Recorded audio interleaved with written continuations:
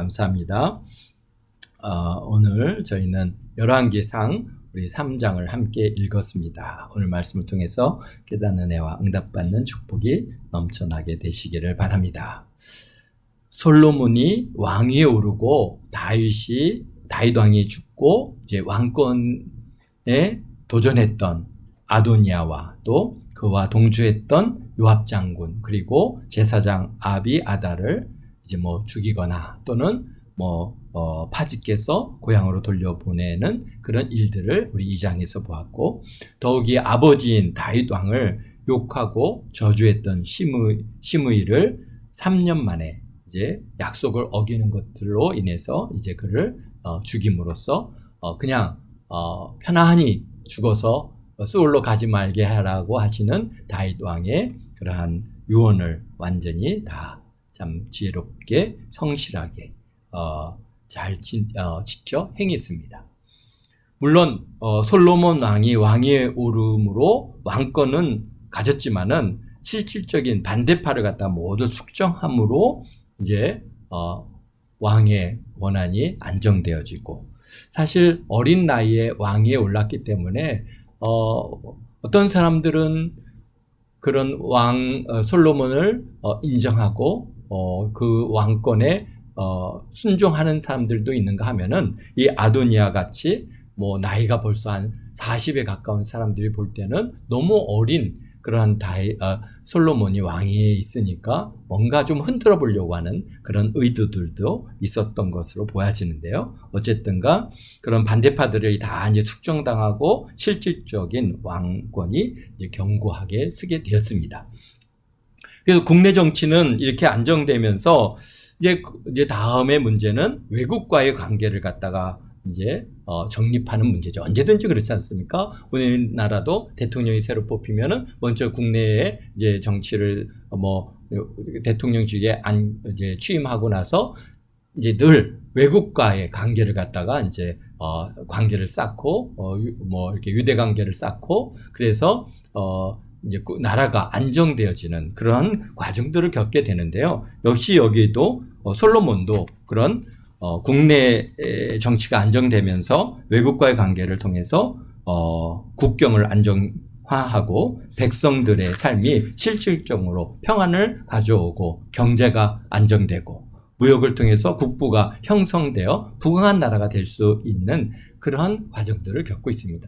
우리나라야 삼면이 다 이렇게 바다로 되어 있기 때문에, 더구나 북쪽과는 이제 휴전선으로 완전히 우리가 차단되어 있다 보니까 국경이라고 하는 개념이 이제 그렇게 아주 우리 피부에 쉽게 다 있지는 않습니다. 그러나 이스라엘이라고 하는 나라는 정말 삼면이 다 외국 강력한 국가들로 다 연결되어 있습니다. 그러다 보니까 모든 지역에서 오는 그러한 다른 국가들로부터 오는 그런 도전들이 있고요. 그래서 끝없이 도전을 받고 있었고, 그래서 그들과의 관계를 어떻게 잘 형성하느냐가 결국 나라가 안정되어지고, 또 나라가 안정돼야 경제도 성장하는 것이고, 경제도 성장해야 또 나라 백성들이 잘 먹고 잘 살 수 있게 되는 것이기 때문에 참 외국과의 관계를 잘 설정하는 일이 그게 굉장히 중요합니다. 그래서 솔로몬은 주변 국가들과 전쟁이란 방법이 아니라 평화조약 형태를 갖다가 이제 통해서 외국과의 관계를 안정시키고 있습니다. 그래서 평화조약의 형태는 지금은 이제 국가 간에 조약을 맺고 조약식을 갖다 이루고, 그래서 동맹을 갖다 형성하기도 하고 여러 우호적인 관계를 이루어 가지만은, 당시에는 왕이 존재하는 그런 시대였기 때문에 왕과의 결혼을 통해서 요즘 말하면은 동맹을 맺고 평화조약을 맺음으로 외국과의 관계를 갖다가 평화적으로 유지하고는 그러한 방법을 취했습니다. 그래서 나온 첫 번째 주요 대상국은 어디겠습니까? 바로 애굽입니다. 당시에 중동 지역의 최강의 국가는 애굽이고, 정말 가장 오래된 나라 중에 하나고, 참 지금도 당시에 얼마나 막강한 나라였는지를 갖다가 그들의 문화유산을 통해서 전 세계에 관심을 받고 있는 나라가 바로 이집트, 애굽입니다. 그 어마어마한 뭐 피라미드 또는 그뿐만 아니라 정말 당대에 얼마나 막강한 나라였는지를 갖다가 우리가 지난 성지순례를 통해서 보았고 경험했습니다. 그런 나라가 국경을 맞대고 있는 이스라엘은 최우선적으로 서로의 관계를 갖다가 설린 관계로 만들지 않는다면 언제든지 이스라엘이 큰 위기를 가져올 수 있는 그러한 국가라고 하는 것을 알 수 있습니다. 그러니까 최대 강국이 가까이 있다는 게 좋은 점이 아닙니다. 어제 그제인가요? 어제 저녁인가요? 미국이라고 하는 아주 강력한 국가에 가까이 있는 나라들은 언제든지 미국의 군사작전에 심지어는 대통령까지도 군대가 와갖고 마두로라고 하는 이 대통령을 잡아가는 베네수엘라 같은 그런 상황이 있을 수 있습니다. 그러니까 뭐 또 유럽에서도 뭐 최강국이었던 독일 또는 뭐 러시아 이런 나라들이 러시아도 그들이 강국이니까 어떻습니까? 우크라이나에 그냥 가서 침공해서 전쟁을 일으키고 이렇게 하지 않습니까? 그러니까 이 막강한 나라가 주변에 있다는 게 우리에게 그렇게 썩 좋은 그러한 유익은 아니라 그 나라와 늘 어떻게 됩니까? 우호적인 설린 관계를 잘 이루지 않으면은 언제든지 그러한 어려움을 겪을 수 있는 현대도 그런데 정말 지금으로부터 3,000년 전에 그러한 4,000년 전에 그런 이 중동 지역에서는 얼마든지 그냥 막 전쟁을 일으키는 그런 시대고 막 침공하는 시대고 그런 때였기 때문에 애굽이 마음만 먹으면은 뭐 이스라엘을 갖다가 얼마든지 침공할 수 있는 그러한 환경을 갖고 있습니다. 그러다 보니까 이스라엘의 입장에서는 애굽을 갖다가 잘 다스려야 될 필요가 있습니다. 그 나라와 설린 관계를 잘 유지하고 그래야 이스라엘이라고 하는 나라가 어떻게 했습니까? 안정화되고 편안할 수 있는 것입니다. 그래서 솔로몬은 최우선으로 이집트와 화친을 갖다가 맺기 위해서 어떤 방법을 취했습니까? 오늘 1절에 보니까 이렇게 솔로몬이 애굽 왕 바로와 더불어 혼인관계를 맺어 그의 딸을 맞이하고 그랬습니까?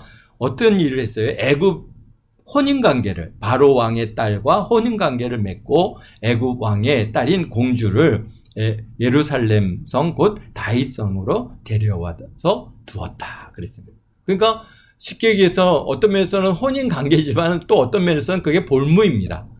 그래서 공주나 왕자를 갖다가 이제 데려와서 이렇게 설린 관계를 이루고 우리는 이제 사돈 관계다. 이런 것을 갖다가 이제 유지해 나가는 것이죠. 그러다 보니까 이제 제일 먼저 한 것이 바로 애굽의 바로 왕의 딸을 이제 아내로 맞이해서 여기 다윗성에 이제 데려와 두었습니다. 근데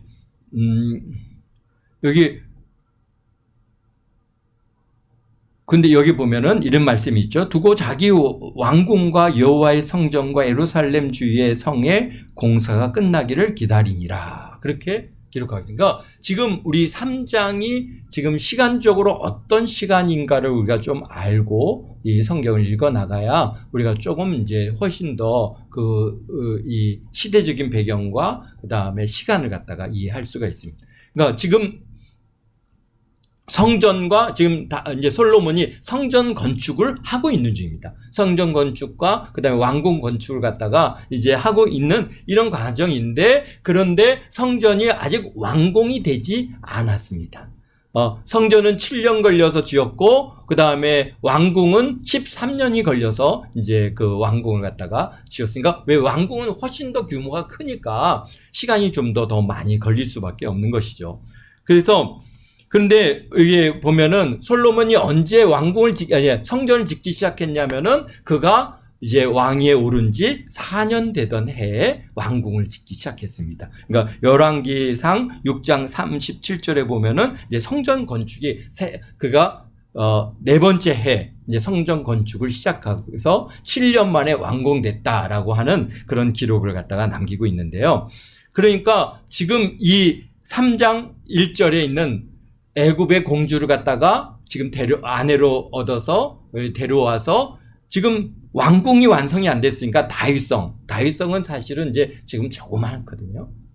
그러니까 막 급하게 이제 다윗이 지은 성이기 때문에 규모가 작지만 어쨌든 간 그 다윗성에 거기 공주를 데려다 놓았다. 그러면서 아직 성전과 예루살렘의 주의 성의 공사가 끝나지 않았다라고 이렇게 기록하고 있습니다. 그러니까 4년부터 시작해서 7년이니까 11년, 그러니까 솔로몬이 왕이 오른 지 11년째 되던 해에 성전이 완성됐거든요. 그러니까 지금 성전이 아직 완성되지 않은 시간이니까 대략 얼마 정도일까요?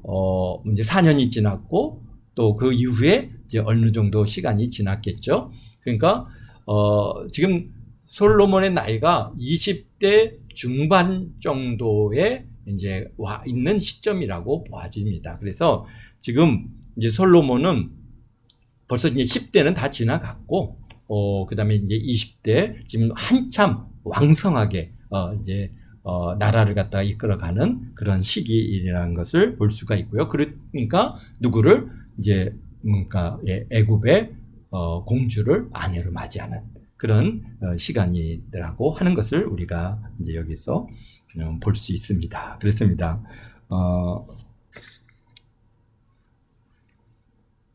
청년 나이가 들어서 혼인을 했는데 애굽 왕 바로의 딸입니다. 이 혼인을 통해서 솔로몬은 국제 정세를 전쟁이 아니고 외교로 평화를 유지하려고 했지만은 근데 결과적으로 내부의 신앙적 위기를 갖다가 가져왔고 솔로몬의 사후에 애굽이 이스라엘을 침공해서 이스라엘에 있는 모든 불을 갖다가 싹 긁어간. 이거 열왕기상 14장 25절에부터 26절에 보면은 정말 그 르호보암 때, 그러니까 솔로몬이 죽고 그의 아들 르호보암이 왕위에 오른 지 4년 만에 애굽이 올라와서 그냥 싹 불을 갖다가 긁어 모든 금방패며 모든 이런 재물들을 싹 가져갑니다. 그러니까 본인은 이 혼인 관계를 통해서 애굽과의 관계를 갖다가 잘 평화조약으로 맺으려 했지만은 그것이 그렇게 오래 가지 않더라는 것이죠. 그러니까 평화는 여호와께서 주셔야 지킬 수 있는 것이지 외교력만으로는 한계가 있으며 국가가 힘을 또 국방력을 유지하지 않으면은 언제나 주변 나라들의 침공을 받을 수 있다고 하는 것을 단적으로 보여주는 사건들이 바로 성경에 그렇게 기록되어 있습니다. 그러면서 거기서 주시는 메시지는 뭐냐?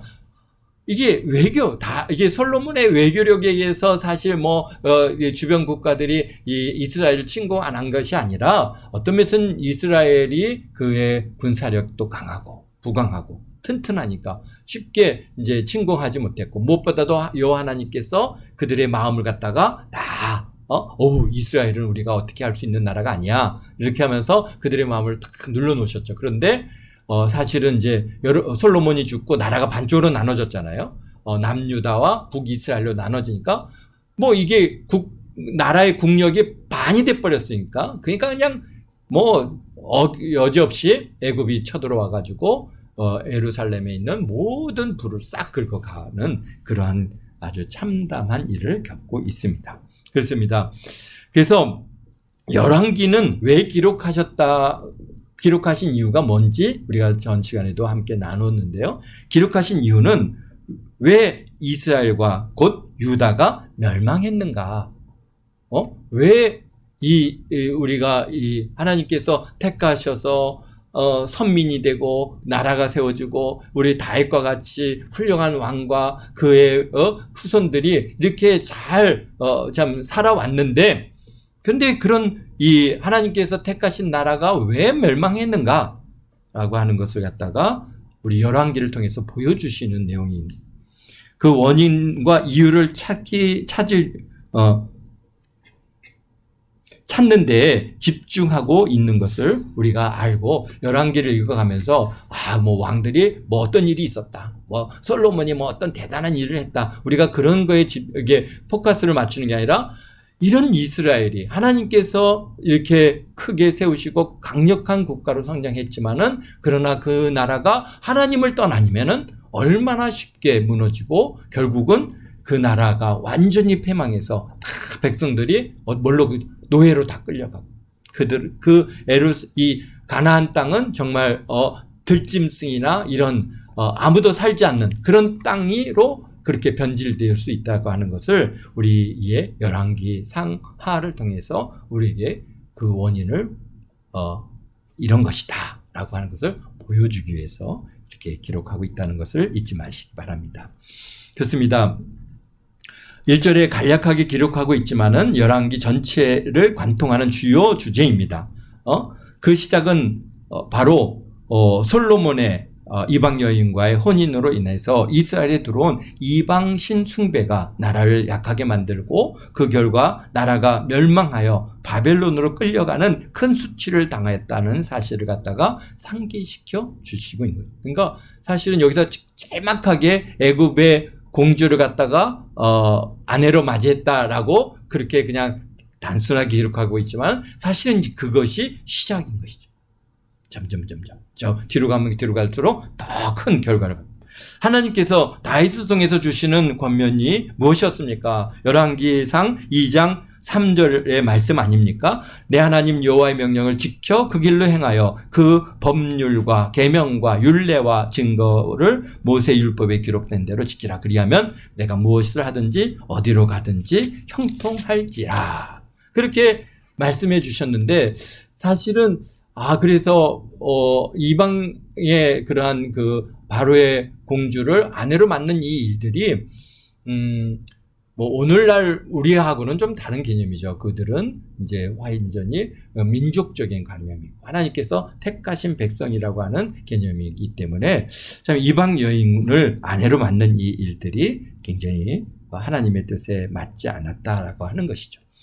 그렇습니다. 결과는 열왕기 상 11장에서 수많은 이방의 여인들을 아내로 얻는 결과를 가져왔고 그러나 어쨌든 솔로몬은 하나님을 섬기는 일에는 또한 열심을 보이고 있습니다. 우리 보면은 여기서 3절에 보면은 이렇게 말씀하고 계시죠. 솔로몬이 여호와를 사랑하고 그의 아버지 다윗의 법도를 행하였으나라고 말씀합니다. 그러니까 솔로몬이 하나님을 사랑 안 한 것은 아닙니다. 하나님의 뜻, 하나님을 사랑했고 하나님의 법도를 따르였고 다윗의 법도를 따랐지만은 그러나 온전히 지키지 못합니다. 이제 그게 참 우리에게 마음 아픈 일인데요. 그런데 어쨌든가 하나님을 섬기는 일에 열심을 갖고 있는 이 솔로몬의 아주 여기서 가장 최고의 표현이 바로 뭡니까? 이 기브온 산당에 올라가서 1000번제를 드리는 이 일입니다. 그러니까 전적으로 헌신하는 겁니다. 1000번제는 뭡니까? 소를 갖다가 1000마리를 갖다가 하나님 앞에 제물로 드려서 이게 제사를 지내는 거거든요. 번제는 어떻게 드리는 게 번제입니까? 온전히 싹 소를 갖다가 온전히 싹 껍데기 뭐 가죽 심지어는 뭐 내장 모든 것들을 다 불로 태워서 하나님 앞에 드려지는 화제로 드리는 그런 제사가 번제입니다. 번제는 다른 화목제나 또는 뭐 석건제나 속죄제들은 그 일부분만 취해서 이렇게 이제 제물로 드리고 나머지는 뭐 제사장이 먹기도 하고 또는 뭐 가족들과 함께 나누기도 하고 이렇게 하는 이런 일인데 번제는 그런 게 없습니다. 전적으로 다 태워서 하나님 앞에 드리는 것이 번제, 온전한 헌신입니다. 그러니까 이 솔로몬이 얼마나 하나님을 향한 열심과 열정이 있는지를 여기에서 보여주고 헌신이 바로 1000번제라고 하는 것을 우리가 여기서 볼 수 있는데요. 그러니까 기본은 이제 기브온 산당은 이제 예루살렘에서 가까운 이제 높은 고지에 한 800m 이상 되는 고지인데 그 정상이 평평합니다. 평평하다 보니까 이제 어떤 제사를 지낸다든지 큰 집회를 하기에 좋은 그런 장소이다 보니까 기브온 이제 산당을 거기에 이제 택했는데요. 또 어떤 일이 있었냐면은 이제 엘리 제사장 때 언약궤를 갖다가 블레셋에 빼앗겼다가 언약궤가 이제 여기저기 돌아다니면서 이제 결국은 마지막으로 다윗 왕이 언약궤를 갖다가 이제 예루살렘으로 옮기고 거기에 장막을 쳐서 그곳에 이제 모셔드렸습니다. 그런데 사실 그동안 모세 선지자에 의해서 만들어진 성막이 있죠. 오리지널 성막. 이 성막은 이제 실로에서 엘리 제사장의 이게 언약궤를 빼앗긴 다음에 이제 이게 사실 안고 없는 찐빵이 돼버렸어요. 언약궤가 없으니까. 그러나 그것이 그렇다고 해서 그게 의미가 없는 건 아니잖아요. 그러다 보니까 이제 성막이 여기저기로 이제 옮겨 다니다가 어디에 와서 안착을 하냐면 기브온 산당에 와서 안착을 합니다. 그래서 이 기브온 산당에 뭐가 있냐면은 그 모세 때 만들어진 그 성막이 거기에 있습니다. 그러니까 성막만 있는 게 아니고 금잔대도 있고 그다음에 떡상도 있고 그다음에 분향단도 있고 뭐가 있어요? 번제단이 있어요. 그러니까 비록 그 안에 지성소에 언약궤는 없습니다. 언약궤는 지금 어디가 있어요? 예루살렘에 가 있죠. 법궤는 예루살렘에 있고 있지만은 그러나 아직 그 성막은 어디에 있습니까? 지금 기브온 산당에 있거든요. 그러니까 거기서 뭘 제사를 지내는 게 그 일반 백성들의 그런 당연한 일이 돼버린 겁니다. 그런데 그 번제단이, 그러니까 이게 지금 재물을 갖다가 불로 태워서 하나님 앞에 드리는 번제를 드려야 되는데 이게 번제단에서 불로 이제 하나님 앞에 이게 그냥 태워서 그 향기로운 향을 갖다가 하나님 앞에 올려드려야 되는데 번제단이 1,000마리를 다 올려놓고 태울 만한 장소가 아닙니다. 그렇게 크지도 않습니다. 이게 크지 않기 때문에. 그러면은 하루에 정말 몇 마리나 드릴 수 있을까? 하루 종일 태운다고 해도 100마리를 못 태우겠죠. 그러니까 100마리씩 하루에 드린다고 해도 열흘이 걸리는 것이고 10마리를 태운다 하면은 100일이 걸리는 일입니다. 그러니까 이게 참 꽤 오랜 시간에 걸쳐서 하나님 앞에 이렇게 이제 1,000번제를 하나님 앞에 드리는 겁니다. 그러니까 솔로몬 왕의 전적인 헌신이죠. 하나님께서 나를 갖다 이렇게 왕의 자리에 세우셨다. 나는 여기서 얘기하지 않습니까? 나는 종은 작은 아이고 출입할지도 모르는 나 같은 자를 이렇게 하나님께서 이런 왕의 자리에 앉혀주신 것에 감사해서 하나님 앞에 1,000번제로 이렇게 이제 제사를 지내는 것이 바로 이제 솔로몬의 1,000번제입니다. 그러니까 오늘날 이렇게 교회들이 좀 1,000번제라고 하는 그런 방식으로 이렇게 드려지는 것, 좀 개념은 다릅니다. 개념은 다르지만, 그러나 중요한 것은 뭡니까? 헌신이죠. 하나님 앞에 그렇게 내가 이렇게 예물을 갖다가 정해서 1,000번에 걸쳐서 하나님 앞에 예물을 드림으로써 오늘날에는 문제 해결을 받기 위해서 소원하는 일 때문에 1,000번제를 드리는 경우들도 있는 것 같은데요. 그러나 지금 솔로몬은 뭔가 문제 해결을 받기 위해서 응답받기 위해서 드려지는 1,000번제가 아닙니다.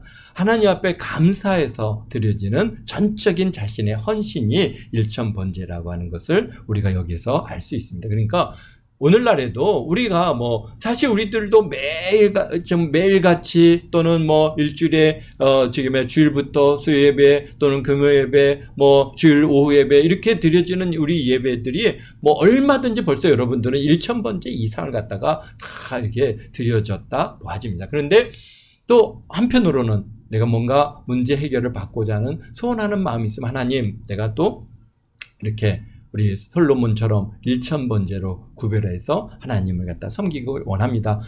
이런 것들도 그렇게 어떤 분들은 굉장히 그냥 부정적으로 얘기하시는 분인데 그렇게 부정적으로 보지 않습니다. 왜?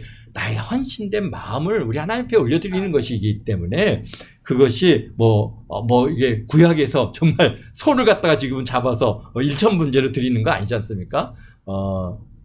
그렇습니다. 그러니까 더구나 생각하기에 1,000마리의 소를 갖다 드리는 일이라면 소 한 마리가 지금 얼마나 하겠습니까? 아무리 우리 작은 송아지라 할지라도 최소한 100만 원 가까이 되지 않겠습니까? 그러니까 뭐 여기서 1천 번제라고 하는 것은 아주 굉장히 큰 규모, 그러니까 왕이니까 가능한 일이지 일반인들이 어떻게 1천 번제를 갖다 우리가 드리겠습니까? 그러니까 소를 1천 마리를 갖다 드리는 일이거든요. 그래서 그런 액수라든지 금액이 중요한 게 아니라 내가 하나님 앞에 이렇게 정해놓고 하나님 이 문제 해결을 위해서 참 이렇게 하나님 앞에 1천 번제를 드리기를 원합니다. 그러면서 이제 이렇게 드려지는 거 이런 것들은 제가 볼 때는 그렇게 나쁜 일은 잘못된 일이 아니라 하나님 보시기에 좋은 나의 헌신을 하나님 소원하는 일입니다. 우리가 헌신을 갖다가 또 이렇게 드러내 보여주는 거 그런 것들은 좋다고 보아집니다. 어쨌든가 솔로몬이 이제 기브온 산당에서 1천 번제를 하나님 앞에 드렸습니다. 드렸더니 우리 하나님께서 이제 어떻게 합니까? 솔로몬에게 그 밤에 찾아오십니다. 그래서 여기 5절에 기브온에서 밤에 여호와께서 솔로몬 꿈에 나타나시니라. 하나님이 이르시되 내가 내게 무엇을 줄고 너는 구하라. 야, 하나님께서 여러분의 꿈에 찾아오셔서 누구야? 그래, 너가 나에게 이런 소원을 가지고 이렇게 헌신했구나. 그래, 그러면 내가 무엇을 너는 이르라. 내가 내게 무엇을 줄고 너는 구하라. 그럼 여러분들은 뭘 구하시겠습니까? 네. 참 여러분들도 다 마음의 소원들이 있으니까 솔로몬도 사실은 마음에 소원하는 게 있어서 1천 번제를 드렸죠. 물론 감사한 일이고 하나님 앞에 참 헌신을 갖다가 올려드리는 일이지만 그가 마음에 소원하는 것도 있지 않습니까? 그게 뭡니까? 그게 얘기하지 않습니까? 나는 어린 자이고 나는 내 백성은 이렇게 참 셀 수도 없이 많은데 왕의 주요 업무가 뭡니까? 바로 재판입니다. 재판을 해야 되는데 이게 뭐가 옳고 그른지를 갖다가 분명하게 왕이 바르게 재판해 주지 않으면은 그러면 백성들이 이제 갈등이 생기고 문제가 생기고 거기서 해결이 안 되는 일들이 발생할 수밖에 없죠. 우리가 여기 두 창녀의 아이를 문제를 놓고 이제 그 솔로몬에게 주신 하나님의 지혜가 어떤가를 갖다가 예로 보여주고 계신데 만약 이런 문제를 누가 갖고 와서 이거 어떻게 해야 됩니까? 라고 물을 때 왕이 야 이거 어떡하냐 나는 모르겠다 너네들이 알아서 해결해라 이렇게 한다면은 왕의 권위는 땅에 떨어지는 것이죠. 그러니까 이제 참 솔로몬이 지금까지 오면서 최소한 4년 5년 6년 7년 아마 넘게 그렇게 이제 왕위의 자리에 앉아서 백성들을 재판해 보니까 생각해 보십시오. 10대에서 가지고 있었던 그 지혜를 가지고 인생을 다 분별해야 안다는 건 어렵지 않습니까? 그러니까 이 솔로몬이 마음에 굉장히 그것이 굉장히 심각하게 어려움으로 다가왔던 것이죠. 그러니까 그 사실은 하나님 앞에 그런 뭔가 자기에게 소원하는 일도 있었기에 2천 번제를 하나님 앞에 구별하여 드렸더니 하나님께서 그걸 기뻐 받으신 거예요. 야, 너가 이렇게 헌신했구나. 그래, 내가 너에게 뭘 해주기를 원하냐? 너는 나에게 구하라. 그러니까 하나님, 이 백성이 이렇게 많은데 저는 정말 지혜도 없고 부족하고 어떻게 이들을 갖다가 재판해야 될지 모르겠습니다. 저에게 8절에 주께서 택하신 백성 가운데 있나이다. 그들은 큰 백성이라 수요가 많아서 셀 수도 없고 기록할 수도 없사오니 누가 주의 이 많은 백성을 재판할 수 있사오리까. 듣는 마음을 종에게 주사 주의 백성을 재판하여 선악을 분별하게 하옵소서. 그러니까 지금까지 한 7, 8년 가까이 오면서 그가 가장 지금 도전받았던 이 일에 대해서 하나님 앞에 구하는 것이죠. 지금 정말 해결받아야 할 문제입니다. 가장 그에게 시급한 문제, 바로 선악을 분별하여 재판하는 일. 근데 하나님께서 이 일을 갖다가 어떻게 했어요? 기뻐 받으신 거예요. 야, 너가 어떻게 내가 이것을 구하느냐? 자기에게 장수를 구하지도 않고 부를 구하지도 않고 자기 원수의 생명을 구하지도 않고 오직 송사를 듣고 분별하는 지혜를 갖다가 너에게 구하니 야, 넌 내 마음에 딱 맞는 자다. 지금 요 하나님께서 그러시는 거죠. 그러니까 내가 내 말대로 하여 너에게 지혜와 총명을 한 마음을 주노니 내 앞에서 너와 같은 자가 없거니와 또 내 뒤에도 너와 같은 자가 일어남이 없으리라. 아멘. 그러면서 또 얘기하시지 않습니까? 13절에 너가 구하지 않았는데 내가 부도 주고 영광도 주고 내 평생의 왕들 중에 너 같은 자가 없게 하겠다라고 부도 주시고 명예도 주시고 영광도 주시고 그러면서 14절에 또 하나의 조건을 붙여주시죠. 그러니까 뭡니까? 내가 만일 내 아버지 다윗의 행함 같이 내 길로 행하여 내 법도의 명령을 지키면 내가 또 내 날을 어떻게 한다고? 길게 하겠다. 그러니까 사실은 명예를 얻고 막 이렇게 막 참 인기를 얻었는데 하루아침에 그냥 순간적으로 어떤 사고라든가 어떤 문제로 그냥 다 이 사람들에게서부터 기억에서 다 지워지는 사람들이 제법 많이 있습니다.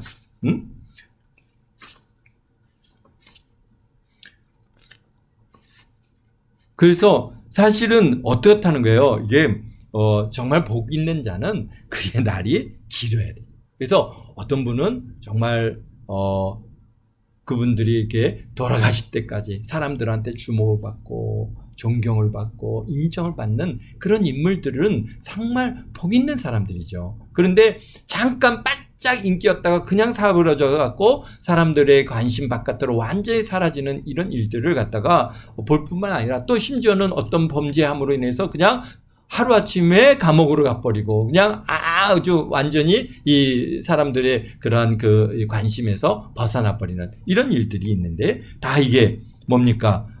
부와 명예를 얻었다 할지라도 그것을 잘 유지하는 일은 결국은 어떻단가? 하나님의 뜻을 따르고 하나님의 법도를 따라 지켜 행할 때 그것이 길게 이루어지는 것이고 그게 사실 진짜 복이죠. 단순히 또 나에서만 끝나는 게 아니라 내 자손 애들까지도 대대에 그런 부와 명예와 그런 것들이 유지되고 증거되고 또 계속 이어가는 거 이것이 정말 복인 것이죠. 나는 잘 먹고 잘 샀는데 내 자녀들이 막 개차반이어가지고 그냥 완전히 그냥 엉망이 되는 이런 일들은 또 우리 주변에서 많이 보는 일들 중에 하나는 아닙니까? 그런데 그들이 또 하나님을 잘 섬겨서 자자손손이 또 복을 받아 누리는 이 일들이 정말 하나님 앞에 진정한 복인 줄로 믿습니다. 그래서 근데 솔로몬이 이제 15절에 솔로몬이 깨어보니 꿈이더라. 그런데 사실 하나님께서 우리 솔로몬에게 지혜를 주셨죠. 청명을 주셨는데 그 청명의 결과, 지혜의 결과를 갖다가 16절에서부터 우리 28절에 걸쳐서 쭉 하니 한 사건을 기록해 주시는데요. 뭡니까? 우리 창녀 둘이 아기를 낳았는데 아기야 한 사람은 아기를 갖다가 짓눌러 갖고 우리 보면은 뭐 우리 지금처럼 그래서 아기들이 지금도 그런 유아들이 죽는 사고들 중에 하나가 부모에 눌려서 호흡이 못해가지고 죽는 사건들이 지금도 있습니다. 그런데 그때는 얼마나 그런 일들이 더 많았겠습니까? 그런데 한 아기가 그렇게 죽었어요. 그런데 그 자기 자녀를 잃은 죽은 그 창녀 한 분이 아기를 바꿔버렸잖아요.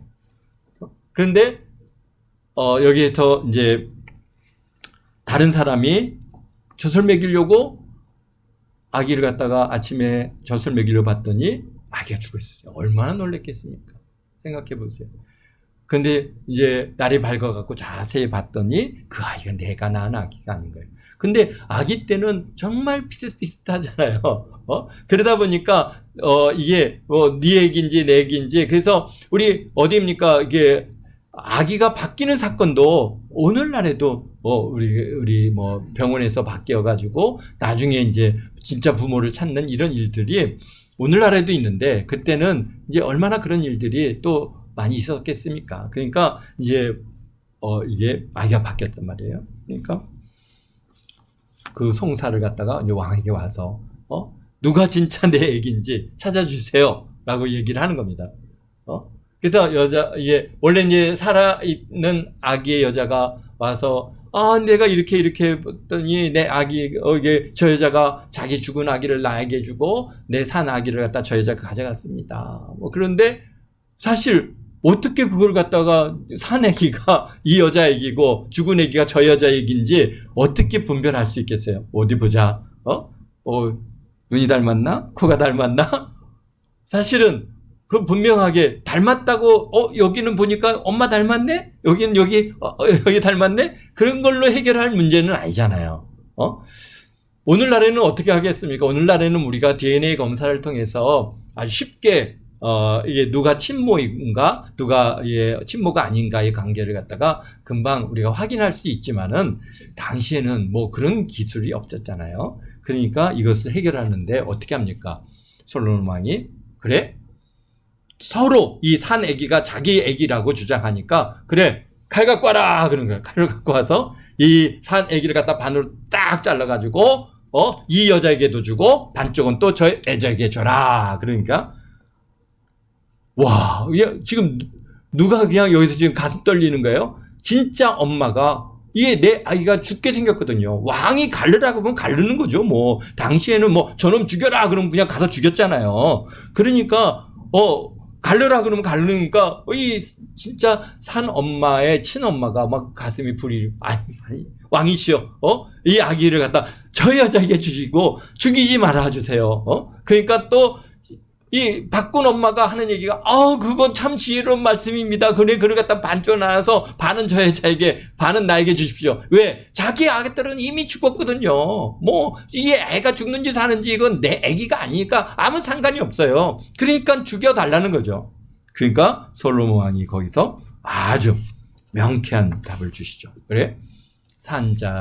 이 산 아기를 저 여자에게 그러니까 뭡니까? 막 가슴이 불타던 친엄마를 찾아서 그 여자에게 주고 죽이지 말라라고 이제 여기서 판결을 내립니다. 그래서 왕이 대답하여 이르되 산 아기를 저 여자에게 주고 결코 죽이지 말라. 저가 그의 어머니니라 하매 온 이스라엘이 왕의 심리하여 판결함을 듣고 왕을 두려워하였으니 이는 하나님의 지혜가 그 속에 있어 판결함을 봄이더라. 아멘. 그래서 그렇습니다. 사실 지혜의 근원은 하나님을 경외하는 마음에 있습니다. 그런데 이런 지혜를 담는 그릇은 또 어떻게 해야 담을 수 있겠습니까? 바로 겸손해야 되는 것이죠. 그래서 교만한 자는 지혜를 담을 수가 없습니다. 교만은 패망의 선봉이라고 잠언서 16절에 말씀하고 계십니다. 우리도 2026년도 한 해 겸손히 주를 섬기고 하나님의 나라와 의를 구하여서 우리의 소원하는 것이 이루어지고 우리의 필요가 풍성해지는 그런 복을 누리는 뿐만 아니라 지혜로운 사람이 되어서 하나님께 더욱 영광 돌리는 한 해가 되기를 예수님의 이름으로 축원드립니다. 아멘. 기도하겠습니다. 사랑의 예수님 감사해요.